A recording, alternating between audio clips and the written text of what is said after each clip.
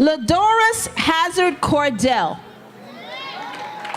1974 graduate of Stanford Law School, was the first lawyer to open a law practice in East Palo Alto.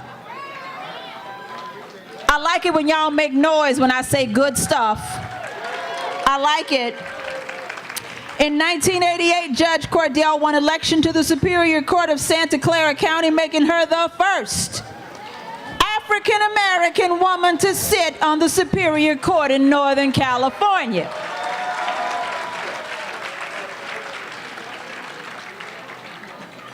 Judge Cordell has been an on-camera legal analyst for CBS 5 television and a guest commentator on Court TV.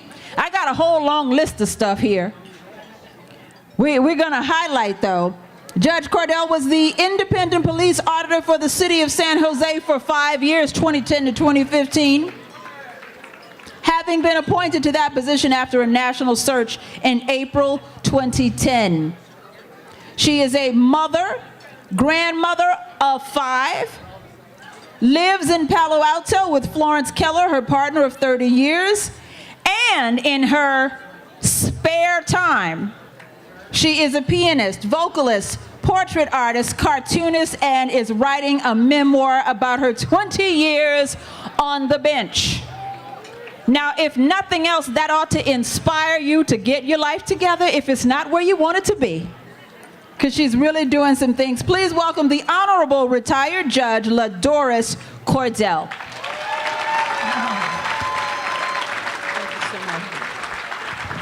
Thank you all so much. It's my privilege to introduce the keynote speaker this afternoon. Before doing so, just a comment. We have just survived a year of grim headlines. Immigrant families being torn apart, mass shootings, hate crimes on the rise, 911 calls about unarmed black people doing everyday ordinary things, not to mention the threats to our environment, climate change, wars, and the alarming rise of authoritarian leaders around the world. Now that's the bad news. The good news is that we have good reason to be hopeful in 2019. 10 good reasons. 1, the candidates in the midterm elections were among the most diverse in the history of the United States. They gave Congress its first Native American and Muslim women elected to Congress and its youngest serving woman at 29, Alexandria Ocasio-Cortez. 2, 17 black women were elected to judgeships in Harris County, Texas, the nation's 3rd most populous county. These 17 black women ranged from ages 31 to their early 60s and won their races by double digits. 3, Black Panther, Wakanda Forever. Black Panther smashed box office records when it opened in February 2018. The film generated $128 million over the President's Day weekend. 4, in the 2018 Winter Olympics, the U.S. Olympic Committee fielded its most diverse team ever at the Winter Olympics. Of the 243 athletes, at least 10 were African American. 5, the 2018 Baseball World Series, for the first time, featured 2 teams managed by people of color. Dave Roberts, whose father is black and mother is Japanese, led the LA Dodgers, and Alex Cora, a native of Puerto Rico, coached the Boston Red Sox to the most wins in their 118-year history. 6, orchestras are among the least racially diverse institutions in this country. African Americans account for just 1.8% of orchestra musicians. An initiative to promote diversity in orchestras was started at the end of 2018, spearheaded by the League of American Orchestras and the New World Symphony. And it will help Black and Latino musicians prepare for auditions and will pair them with mentors to showcase their work in concerts. 7, Kendrick Lamar became the first rapper to win the Pulitzer Prize for music. In June 2018, Raphael Bostic became the president of the Federal Reserve Bank of Atlanta. He is the first African American to lead any of the Fed's 12 regional reserve banks in the 105-year history of the Federal Reserve. 9, lynching is now a federal crime. 400 years after the first enslaved Africans arrived in Virginia in 1619, it's about time. And 10, number 10, the most important, we have Roland Martin. If you have never listened to Roland Martin or read his writings, you know that he speaks and writes truth to power all the time.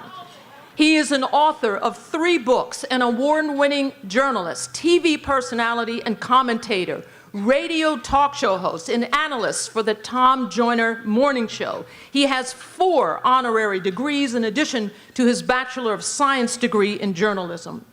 Roland Martin does what no one else does on TV and radio and on social media. He brings the news and the funk to thousands of faithful viewers and listeners nationally and internationally.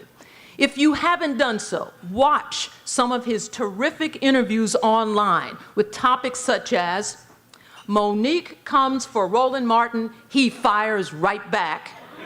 Here's another one. Amy Holmes, Roland Martin talked to Megyn Kelly about blackface. And finally, Roland Martin on the midterm elections, vote or shut the hell up. He has a wonderful sense of humor. He has a quick wit, and he does his homework. When Roland Martin speaks, people listen.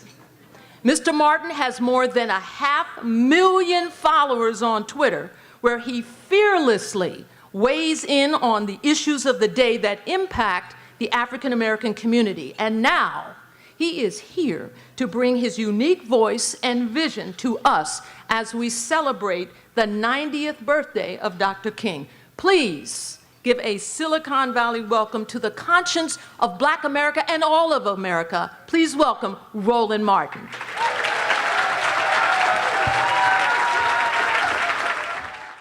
Thanks a bunch. I appreciate that introduction. Thank you so very much. Glad to see everyone here. How are we doing? All right, good. We straight? Okay, let's see if we can get this microphone together. All right, stay. All right, that's cool. Again, glad to see all of you here, way out here. Of course, I'm based in the DMV, in the DC area. And so, but it is good to be here on this day, on this weekend, because of course we've expanded this federal holiday to actually really a week, if you will. And so it's always good to be in the house, always good. Although I thought it was going to be a hell of a lot warmer. Yeah, I understand. I got a text this morning from my wife. It was -6 at the crib. I said, hell, it feels about 25 out here. What's going on? But again, I was like, man, I left the coat at the house. I should have brought it. So again, it's always one of the things, but it's good to be here. I did see, of course, your United States Senator Kamala Harris, her decision. First of all, it's so funny. Folks like she announced she running for president. She's been running for 2 years. I don't know. I mean, every time they would do an article, I would go like, what are y'all talking about? She running. Don't act like she not. So it was always hilarious to me when I would see these stories and they're like, well, you know, I'm not quite sure she's running. Yeah, she running. And so, but again, it's going to be a very interesting campaign. And so I look forward to having a chat with all of the candidates about what they are doing. And so, and also Marcus. Oh, y'all thought I wasn't going to address that? Now, you know when y'all pledged, y'all had to start the Greek alphabet with alpha. And if y'all started with K, that means y'all can't spell. So we all know anytime there is anything mentioned in Divine Nine, you always start with your daddy. Alpha. And matter of fact, y'all wouldn't even have a fraternity name if it wasn't for Alpha. Y'all Kappa Alpha Psi. Y'all would just be Kappa Psi. But it's all good. It's all good. So let's get right to at hand. I want to share a few words about this day. So let me say this in advance. If you desire to feel comfortable and feel nice and make it all joyful, then you should have invited my wife. She's an ordained minister. She could have prayed with you. She could have laid hands on you. Could have made you feel good. Because God has given her this wonderful spirit of comfort. But God has given me a spirit of discomfort. You see folks on television and on radio, I make them feel real uncomfortable at times because sometimes we have to be shaken out of our comfortable positions in order to confront what is going on. And so as I was sitting there, I was contemplating what it is I specifically wanted to go down past. I don't write speeches, so therefore I can choose to switch stuff up at any time. And I do that because I prefer to allow the room to speak, to discern what needs to be said at a given time. And so as I was sitting there, and then when I heard the rendition of the I Have a Dream portion of the speech, I chose to title this the actual name of that speech because it was not called I Have a Dream. In fact, the I Have a Dream part wasn't even in the written version of that particular speech. That was an add-on that Dr. King made as he was speaking. So I will speak from the topic of normalcy no more. And as I said, that was actually the name of that particular speech he gave on that day. And the reason I'm going to start with normalcy no more is because I believe even when we are having these events on King's birthday or on MLK weekend, we have got to stop doing the same normal things that we normally do. Now let me unpack that. See, some of y'all like, I don't know where he going. I'm real scared right now. Because see, first, we make a consistent mistake when we make this day or this weekend about him when the federal holiday was not really just about him. Now, I know, of course, that designation came after he was assassinated, signed into law by President Ronald Reagan, in fact, who actually opposed the federal law. But if you go back when Dr. King accepted the Nobel Peace Prize, he accepted the Nobel Peace Prize on behalf of the movement, not himself. Because what he understood was that there could be no Nobel Peace Prize for Reverend Dr. Martin Luther King Jr. if it were not for the other folks in the movement who actually made the movement possible. The reason that is important is because on these events, we somehow narrow everything down to where we make it just about him, and we leave out the likes of Fannie Lou Hamer. We leave out Hosea Williams. We leave out Ralph David Abernathy. We leave out Constance Baker Motley and Ella Baker. We leave out Dick Gregory. We leave out Andrew Young and Reverend Jackson. We leave out Diane Nash. We leave out all of those brothers and sisters, known and unknown, who were foot soldiers in the movement. So this day really should not be singularly focused on him. It should be focused on all of those individuals who actually made the movement real.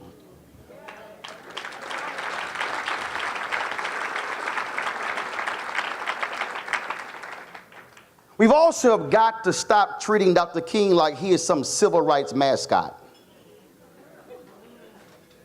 When you have politicians who come to events or they will actually do certain things on this day and extol the virtues of Dr. King, but say nothing about the policies by which he actually stood for and whether or not in their own jobs are they actually doing the things that he said one should do. When you had a vice president of the United States dare yesterday on Face the Nation somehow liken Donald Trump to Dr. King when it comes to building a wall, that is nothing like what Dr. King would have supported. Because in fact, if you actually read the speech of Dr. King when he was in Germany, he talked about humanity being on the other side of that wall. And so there was no way in hell Dr. King would have been supportive of a wall on the southern border. And so I don't know what church Mike Pence went to, but clearly he doesn't know. And see, maybe if Vice President Mike Pence and Donald Trump would have spent more time today at the MLK Memorial, because based upon the pool report from the media, they were at the MLK Memorial for no more than 2 minutes. You can't even read the quotes at the MLK Memorial in 2 minutes.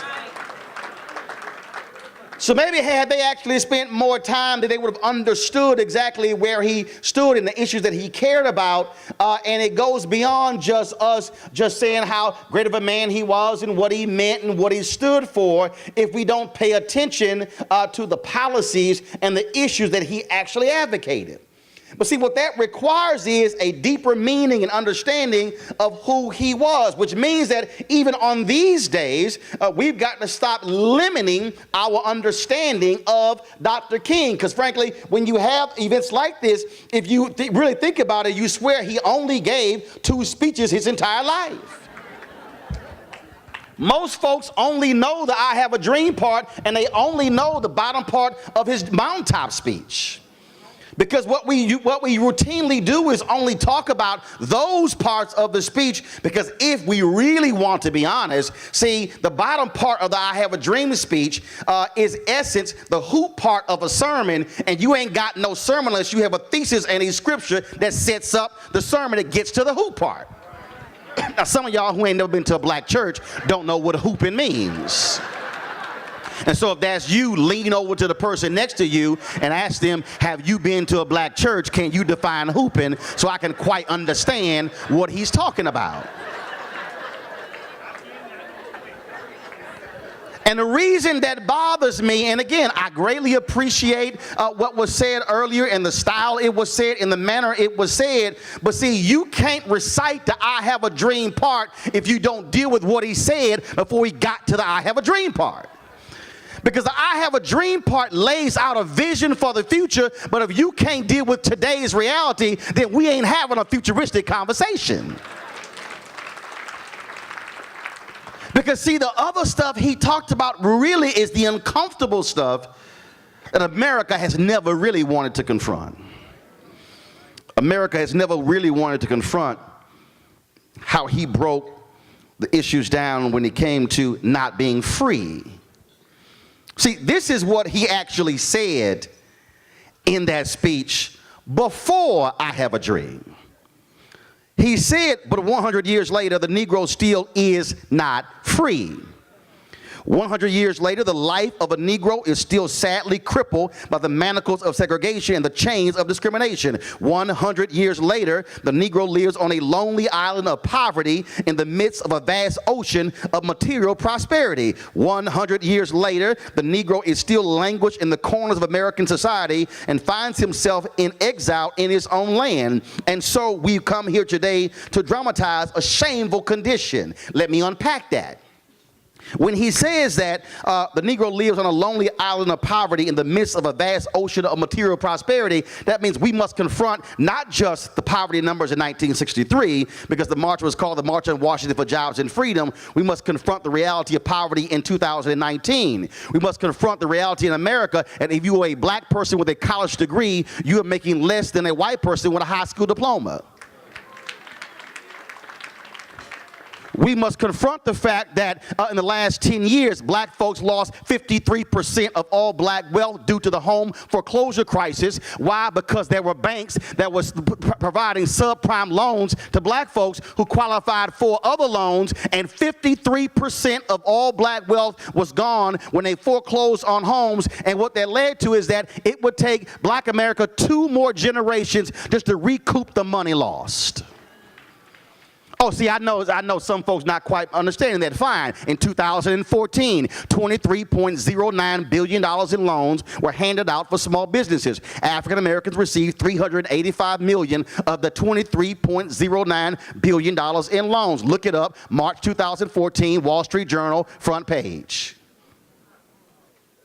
Yet if you read the story, what you will discover is that one of the reasons why black folks couldn't qualify for those loans was because of the home foreclosure crisis. No home, no loan, no business. Because African Americans, for the most part, only had collateral in terms of the home that they own. And so the reality is our government, frankly, did not do enough to challenge those very banks that were doing those things, those practices to African Americans. And those same banks still have not done enough for African Americans to make up for what happened when it came to that. And when I'm talking about the loss of 53% of black wealth, I'm talking about billions and billions and billions of dollars lost, which means that losing a home in 2008, 2009, meaning that was something that could not be passed down to the next generation and the next generation. And so now you got folks who had to move into apartments, move into homes with family, and black folks had to start over again, which has been our story for the last 399 and a half years. So excuse me if I'm not comfortable on MLK Day in 2019. He says, in a sense, we've come to our nation's capital to cash a check. When the architects of our republic wrote the magnificent words of the Constitution and the Declaration of Independence, they were signing a promissory note to which every American was to fall heir. This note was a promise that all men, yes, black men as well as white men, would be guaranteed the unalienable rights of life, liberty, and the pursuit of happiness. It is obvious today that America has defaulted on this promissory note insofar as her citizens of color are concerned. See, that's the king we don't want to talk about. See, we don't want to deal with that king. He then goes on to say that we've come to cash this check. Later, he also talked about exactly what needs to happen, because he said, quote, "This is no time to engage in the luxury of cooling off or to take the tranquilizing drug of gradualism." What he is saying there is, stop telling black folks it's going to take some time. Because if you had 244 years of slavery, then of course, then you had 10 to 12 years of Reconstruction, then the Great Compromise of 1877, which led to Jim Crow, which lasted 92 years, which means that if you use 1970 as the marker by which black folks have been free, King was killed April 4th, 1968, Fair Housing Act was passed 9 days later, put a pin in it. The only reason the Fair Housing Act was passed was because King was assassinated, because for 3 years they were actually filibustering that bill. The filibuster was broken in the Senate earlier that year, led by Republican Ed Brooke from Massachusetts, yet it was in the House they still were filibustering, because you had Democrats and Republicans who said, fine, we gave y'all the right to vote, y'all can now go into hotels, but y'all can't live next to us. He was killed April 4th, 1968. LBJ sends a letter to Congress on April 5th, 1968, saying the best way to honor Dr. King's life and legacy is to pass the very bill he gave his life for. And also do understand, if you look at the 64 Civil Rights Act, the 65 Voting Rights Act, the 68 Fair Housing Act, preceding every single one of those bills, black folks died as a result, which means black bloodshed was the only reason many of those bills were often passed. But I'm sorry, I'm just one of them black folks who they didn't want to read during slavery. So if you use 1970 as the marker in terms of the point that we were technically fully free Americans, that means that we've only been fully free Americans technically for 49 years. Now I want you to put that in a context, 49 years, and in August of 1619, we will commemorate the 400th anniversary of 20-odd Africans arriving in Virginia. That's 49 years out of 400. So when you actually break this down, and so people begin to say, I just don't understand why there's a wealth gap between black folks and white folks.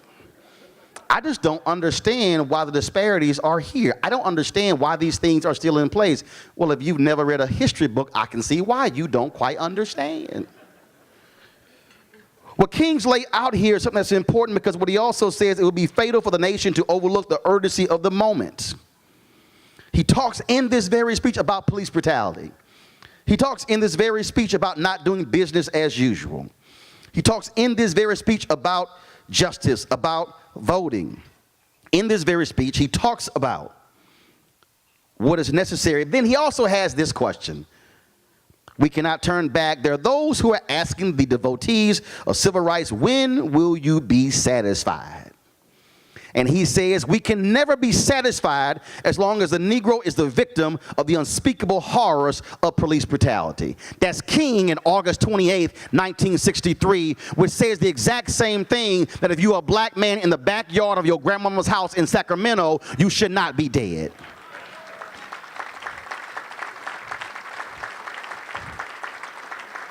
What it says is, if you're a black man on the streets of Staten Island and they're accusing you of having loose cigarettes, and then they later found there were no cigarettes, there's no reason that Eric Garner should be dead, and the cop who killed him is still on the job.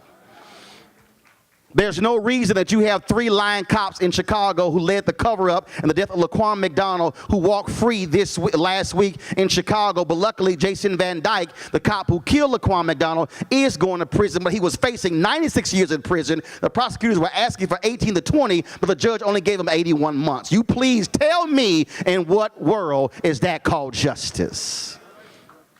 See, I'm connecting these two because too often what we have done is we have engaged in this false notion that, but things have gotten so much better. And see, that's what we do. See, America loves to say, but it's gotten better, right? It's gotten better, right? Because, see, we love to sit on how we've gotten better as opposed to how do we ensure there's full freedom. See, when I say full freedom, that's not saying pass another law. Full freedom means that I should be able to apply for a job and not have to wonder if you tripping on my hair.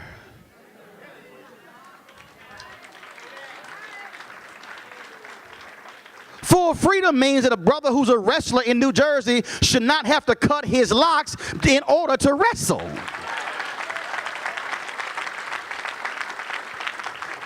Full freedom means a sister who is a television anchor who wants to wear her hair natural should not have to get a perm and lose her job because somebody does not like black natural hair. Full freedom means when it comes to cashing a check and we want full freedom, what that means is, all King was saying is what other folks are saying is, we want the same thing that white folks have in America. That is, the moment you are born, that you get everything that's desired of you to be an American, and then it's a matter of how do we then execute based upon our abilities.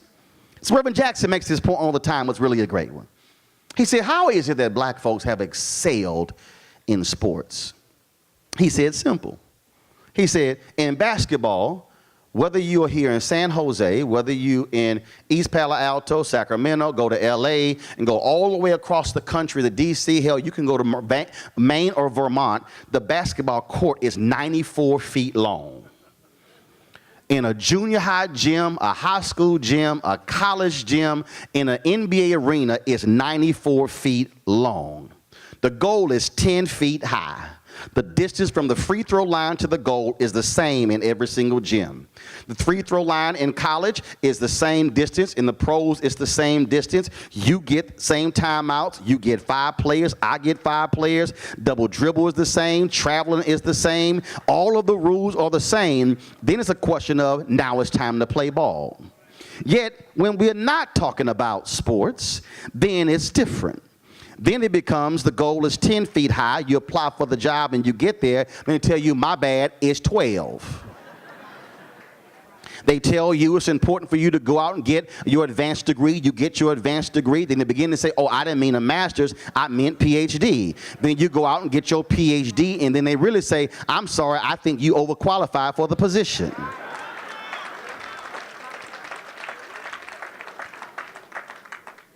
See, I really want to bowl down your alley and sit in your pew. It also means that when you have Silicon Valley companies say, well, the reason it's hard for us to hire black folks is because we're looking for engineers, when in fact 60% of Silicon Valley jobs are non-engineering jobs. Because see, Silicon Valley companies also hire public relations firms. You can hire black folks there. Silicon Valley companies also have companies that provide janitorial services. You can hire folks there. These same companies hire people in accounting and so many different areas. And so it should not have taken Reverend Jackson leading an initiative to force companies to show their numbers. And then when they had to show their numbers, you saw less than 2% of African Americans. And then, of course, you broke it down with between Latinos and Asians as well in these companies. And the people, oh, we don't know exactly what's going on, as if they had no clue. You had HBCUs that had STEM programs, because if you're looking for black doctors, you want to go down to Xavier. If you want to look for folks who are in engineering, stop on by Spelman, go by Florida A&M, go by Morgan State, go by Texas Southern University. Why is it that we have to sit here and put a big old banner and fly it around the country and say, hey, here where black people exist, as if other folk just don't know? That should not still be happening, and that's what King was talking about when he said we want full freedom.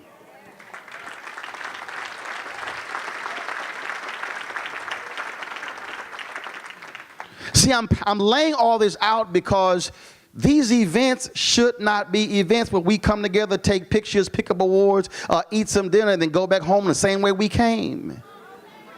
No, MLK Day events should be events where you are recommitting yourself to the very things that he was focused on. And then what then happens is between now and next year, you commit to making those type of changes. So when you come back here next year, the community and your companies are looking different. Because if the community and your companies look the same next year as they do this year, then all you did was sit here and waste your time.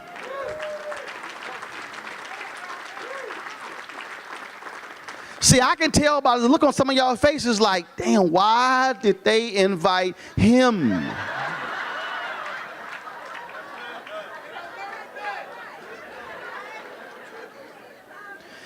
And it's because you have been lulled into this false sense of who Dr. King was. You have not actually read many of his speeches, listened to him, listened to the interviews. See, I have had the luxury of sitting down and talking to people who stood with him and walked with him. Today and this whole weekend, what we have been doing on my digital platforms, it's not just talking about Dr. King and not just running some of the same lazy clips as other national media is very prone to do. No, what we have been doing is showing folks exactly who he was based upon the individuals who he stood with. And what I'm talking about there are the people, the strong people who walk with him, such as Bill Lucy, who was in Memphis, worked with the sanitation workers when Dr. King came there. We've been streaming the 1-hour interview with him. We've been talking with Zernota Clayton, who worked with Coretta Scott King and Dr. King. And she talked about what it was like in the 5 days after his assassination, where it was just her and Coretta Scott King in the back bedroom as all world leaders were making phone calls and calling her. And she talking about what it was like. She talks about what it was like climbing into his casket to reapply the makeup on his face because the funeral home in Atlanta totally botched how his face looked. I sat down and talked with Dorothy Cotton, the only woman who was in the inner circle of Dr. King at the Southern Christian Leadership Conference, her last sit-down interview before she died in May of 2018. Sat down at Stanford with Clarence Jones, who was Dr. King's attorney, the very person who actually had the thought to copyright the I Have a Dream speech. And then he also was a participant in writing of that. Sat down with Claiborne Carson, who leads the MLK Research Institute at Stanford University. Sat down with him. Sat down with Reverend C.T. Vivian, who was one of King's lieutenants, and he talked about the experience and how he was laughing when they were in St. Augustine in Florida, and a racist cop was stopping them from protesting on the beaches, and how he tried to drown him in the ocean. And Vivian talks about just laughing and said, well, I guess I'm about to die. Talking to Reverend Jesse Jackson Sr. about Operation Breadbasket, which King sent him to Chicago to lead over, which was the initiative that actually led boycotts against companies that would not employ or hire black folks. The same Operation Breadbasket that King talked about, how they impacted companies in Ohio. And I dare say if King was living in 2019, he would be launching Operation Breadbasket against some Silicon Valley companies when it comes to doing business with people of color. I'm just saying, some folks real lucky. We're running interviews with Congressman John Lewis and Congresswoman Eleanor Holmes Norton, who were also both with LCLC, talking with both of his children, Bernice King and Martin Luther King III, sitting down talking with Juanita Abernathy, who was, of course, the widow of Reverend Ralph David Abernathy. See, I'm saying all of that is because I've had some folks walk up to me and they say, man, we really miss you on CNN, and are you going to go back? The answer is no, because CNN ain't running these interviews. See, CNN is not having these conversations. See, but because I own my own platform, I'm able to do this with my own digital show, not having to ask somebody else's opinion, can you please run this? I'm also doing this because we need to hear these voices, because these folks, like for instance, Reverend Dr. James Lawson, the brother who led the Nashville movement, who was the one working in Memphis, who called King to Memphis to come to work with sanitation workers, who turned 90 in September, still strong of mind, detailing and laying out, mobilizing and organizing, and how they did all of that. Those voices are important because it expands our view of the reality of who King was and who the other workers were and what it is they actually were trying to accomplish. What we have to do is go deeper than mustard on a hot dog in 2019 and stop allowing somebody else's education to define our knowledge. What we have to do is say, go beyond that. There's not a person in this room who should not have a copy of his book, Where Do We Go From Here, Chaos or Community? Because if you read this book, you will see that he laid out in 1967 exactly what is happening in America as we stand. Everything that we have encountered since 1967 to present day, he literally prophesied in this particular book. There's no shock. This was the worst selling book of his entire life. It's no shock that 10 years after his death, this book was not published, because there are some folk who did not want people to know exactly what was in this book. He lays out in this book in detail what is required for us moving forward. And he says in the book, the challenge moving forward is not going to be burning crosses or folks wearing robes. He said it's going to be moderate whites who say, y'all got enough.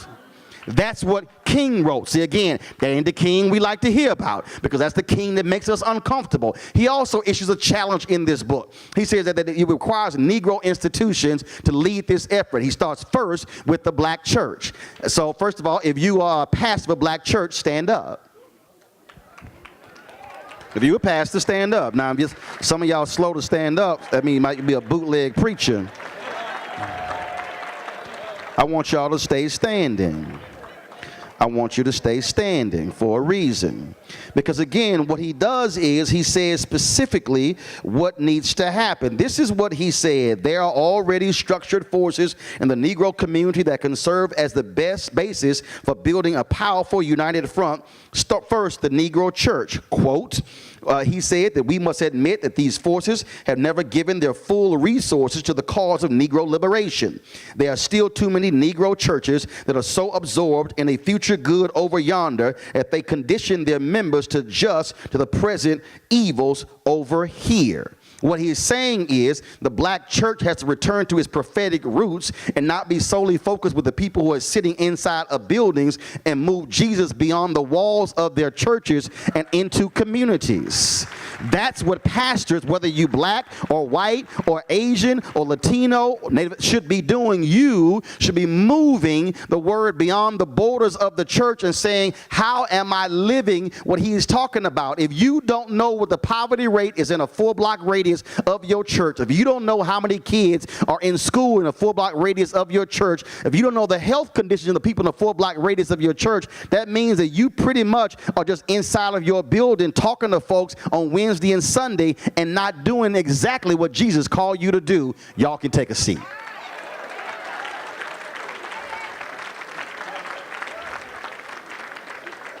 If you work in media, stand up. If you work in media, on air, off air, digital, doesn't matter, stand up. This is exactly what King says right here. Y'all, if you think I'm lying, just if you get this book, go to page 132 and you'll see it for yourself. He says too many Negro newspapers have veered away from their traditional role as protest organs agitating for social change, and have turned to the sensational and the conservative in place of the substantive and the militant. Now what he is saying there is, I'm expanding this to black journalists and other journalists. What he is really saying here is that the reality is last year we celebrated the 50th anniversary of the Kerner Commission report, which said there were 2 Americas, 1 white, 1 black. The reason after that report saw the first wave of black journalists and minority journalists coming into mainstream media. What he's really saying is that there are too many of us who are so comfortable being on television and being recognized as opposed to actually fighting in newsrooms for the very issues that should be talked about. There are too many of us working in media who play a go along to get along game, not using the power of our pen, advocating for folks who don't have a voice. What he is challenging us on is to use your power as a member of the media who can reach millions of people with broadcasts to actually do what's right for the people and not just be so absorbed with yourself. Y'all can sit down. Number 3, if you in a fraternity or sorority, you can stand up.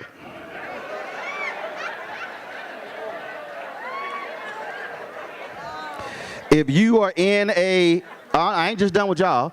If you are in a professional organization, stand up. If you are in a professional organization, stand up. This is what, see, I told y'all, see, this would happen. Some of y'all like, why he had to bring that book in here. This is what King writes. Too many Negro social and professional groups have degenerated into snobbishness and a preoccupation with frivolities and trivial activity.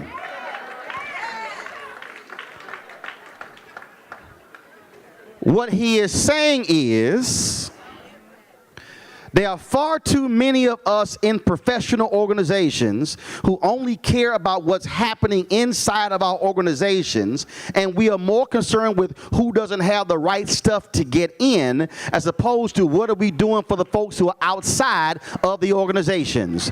Too many of us have meetings where we are only concerned with our chapters and who wears our colors, without realizing that if you are in a sorority and if a black woman who's getting accosted by a cop somewhere, she may not be your sorority sister, but she's still your sister.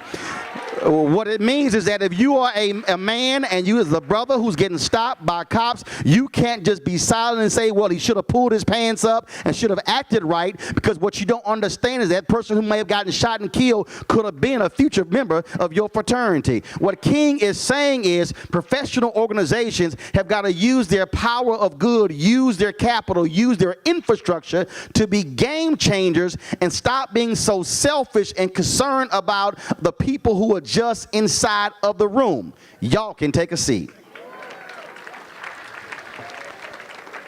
I'm going to close this by him saying, but the failures of the past must not be an excuse for the inaction of the present and the future. These groups must be mobilized and motivated. The form of group unity can do infinitely more to liberate the Negro than any action of individuals. We have been oppressed as a group, and we must overcome that oppression as a group. Now, I'm about to expand that, and that is, whether you're sitting in this room, if you're not black, the reality is you have to understand that in order to change this nation, you cannot be silent. You cannot sit in your comfortable position, go to your job, eat your lunch at your desk, then go home and be the same person every single day and somehow wonder how you can have a group of kids at a March for Life rally acting a fool when you have a Native American elder who was there. I don't want to hear who started it first, who said first. If you are supposedly Christian, you're supposed to act a certain way when you go out in public.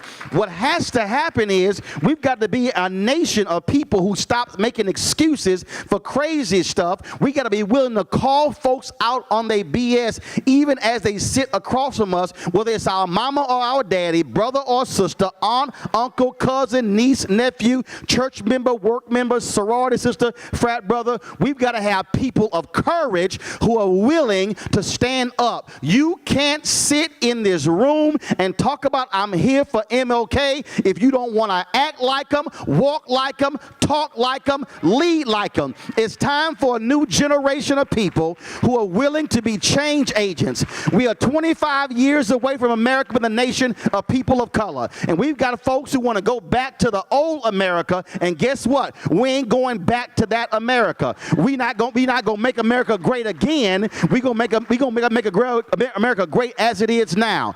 It's time for the people in this room who have the knowledge and the power to use it for good. He was killed at 39. 90th birthday was last Tuesday. You got breath in your body, so how you gonna use it? How you gonna speak up? How you gonna do something? How, if you're politicians in this room, you gonna come here and talk about King, but I wanna know, will your city council agenda and your county agenda and your school board agenda, will it be an MLK agenda, or will it be agenda for the folks who actually fought for it? If you don't advocate the issues of MLK, my suggestion, don't come back next year with your proclamations or your speeches, because we don't want proclamations or speeches. We need policy. We don't want people doing the same thing the same way.